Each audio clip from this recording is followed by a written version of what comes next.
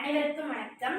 ஒரு கதை சொல்ல போறேன். அந்த கதையில இருந்து எனக்கு அந்த கதையோட கருத்துல திருவள்ளுவர் ஒரு திருக்குறள் எழுதியிருக்காரு. அந்த திருக்குறளை நான் முடியல சொல்றேன். மதுரையில என்ன பண்றாருன்னா, ஒரு வயதான ஒரு மூதாட்டி என்ன பண்றாங்கன்னா வாழ்ந்துட்டு இருக்காங்க. அவர் அந்த ஊர்லயே ரொம்ப அறிவாளியானவராம். அவர்கிட்ட என்ன பண்ணுவாங்களாம், நிறைய மக்கள் எல்லாம் ஆலோசனை கேட்பாங்களாம். அந்த மாதிரி என்ன பண்ணாங்கன்னா, ஒரு நாள் 2 இளைஞர்கள் அவர்கிட்ட போனாங்களாம். அதுல முதல் இளைஞன் சொன்னா, எனக்கு விவசாயம் செய்யறதுக்கு ரொம்ப ஆசையா இருக்குது மூதாட்டி. ஆனா நான் விதைகள்லாம் விதைத்தேன். ஆனா அதெல்லாம் என்ன பண்ணவே இல்லைன்னா பயிரே வைக்கல.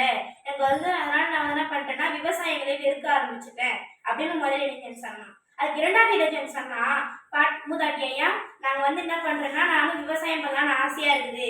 ஆனா நான் மழை காலங்கள்லாம் விவசாயம் பண்ணலாம். ஏன்னா மழை காலங்கள்ல தான் என்ன பண்ணா விவசாயங்கள்லாம் நல்லா இருக்கும். அது வரைக்கும் நான் என்ன பண்ண போறேன்னா, விவசாயத்துக்கு தேவையான கருவிகள்லாம் என்ன பண்ண போறேன்னா நான் தயார் செய்ய போறேன் அப்படின்னு அவன் 2வது இளைஞன் சொன்னான். அது அந்த மூதாட்டி சொல்றாங்க, 2வது இளைஞன் சொன்னதுதான் கரெக்ட். ஏன்னா காற்று வீசும் பக்கம் தான் படகு போகும். அது போல மழை காலங்கள தான் விவசாயங்கள்லாம் நல்லா செழித்து வரும்னு அந்த மூதாட்டி சொல்றாங்க. ஒரு சில மாதங்கள் கழித்து என்ன பண்றாங்கன்னா, அந்த முதல் இளைஞன் பயிரிடுறான்.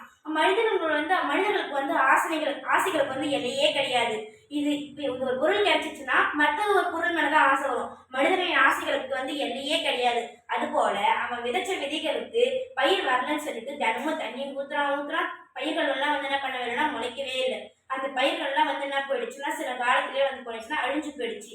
அந்த 2வது இளைஞன் என்ன பண்ணான்னா, மழைக்காலம் வரும்போது சில விதைகளை விதைக்கிறான். சில ஆண்டுகள் சில மாதங்கள்லாம் கழித்து வாரத்துக்கு ஒரு நாள் தண்ணி பாய்ச்சுற மாரி அது நல்லா பராமரிச்சுட்டு வரான். அவருடைய பயிர்லாம் என்ன பண்ணுச்சுன்னா ரொம்ப அழகா செழிச்சு ஒரு நல்ல ஒரு விவசாயமா வந்துச்சு.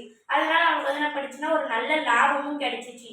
இந்த திருக்குறள் இந்த கதைக்கு பொருந்தின ஒரு திருக்குறள்னா, காலம் கருதி இருப்பவர் கலங்காது ஞானம் கருதுபவர். இந்த திருக்குறளோட அர்த்தம் என்னன்னா, ஒரு செயலை செய்யறோம்னா அந்த செயலை நம்ம கலங்காம அந்த செயலுக்கான செயல் இடமும் இருக்கணும், அதுக்கான ஒரு காலமும் இருக்கணும். அப்பதான் அந்த செயல் நல்லா இதுவா இருக்கணும். இதுக்கு நம்ம பள்ளிக்கூடத்துல நம்ம பாடம் படிக்கிறோம்னா, இந்த நேரத்துல இந்த பாடத்தை படிக்கணும், இந்த நேரத்துல இப்படிலாம் இருக்கணும் அப்படின்றது பள்ளி மாணவர்களுக்கான ஒரு கருத்து. இந்த திருக்குறள் திருவள்ளுவர் ரொம்ப அழகா இயக்கியிருக்கிறாரு. இது 485வது குறள். இந்த திருக்குறள் காலம் கருதி இருப்பவர் கலங்காது ஞானம் கருதுபவர். இந்த கதையினோட திருக்குறள். நன்றி.